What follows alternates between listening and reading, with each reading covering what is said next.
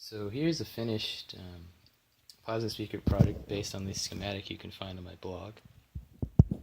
And I thought I would just give an explanation of how it works.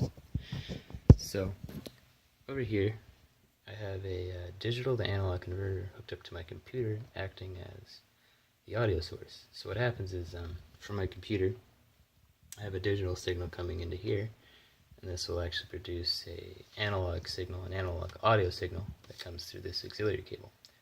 Now this is just acting as the audio source, as I said, and this could be like a phone or anything with a 3.5mm jack like that will work. Anyway, so this from here, I have an audio signal coming in, and that comes here and connects to the 555 timer down here. It's the little black thing. I don't know if you can see that. But yeah, there it is. And this 555 timer outputs a frequency of about 50,000 hertz to this power MOSFET transistor, which I use to drive this flyback transformer. So this power MOSFET actually will connect, or it connects to my to the primary coil of the flyback transformer here.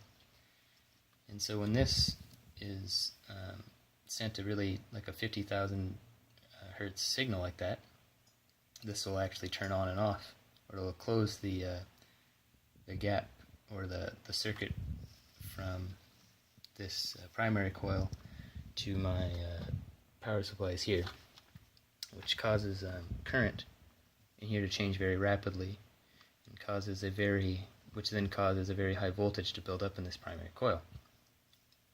And then that causes a very high voltage to build up in the secondary coil. Now the secondary coil is, or this wire here and this wire here connects to the two ends of the secondary coil, and those connect to these solid pieces of copper wire here. And then there's just there's a gap between them, and this is where the electric, here, let me see if I can get that to focus.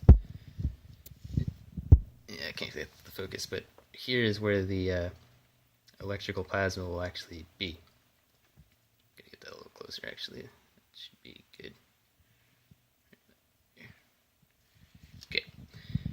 Anyways, so when an audio signal comes in here, that'll actually modulate the frequency coming from the 555 timer to the transistor, which in turn modulates the voltage that is being produced in the secondary coil here, which then modulates the the intensity of the electrical plasma that is between these two solid pieces of wire here. And that will actually cause varying air pressure here when there's an arc, and that varying air pressure will produce sound, and that sound will be the music that is coming from the audio signal. So without further ado, I'd like to show it work. So I'm going to turn on some music over here at my computer.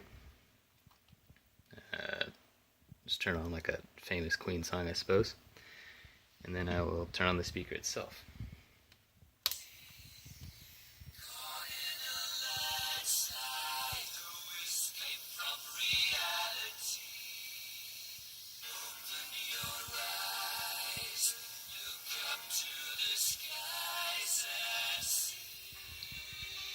This audio is not coming from anywhere else but this arc of electricity here.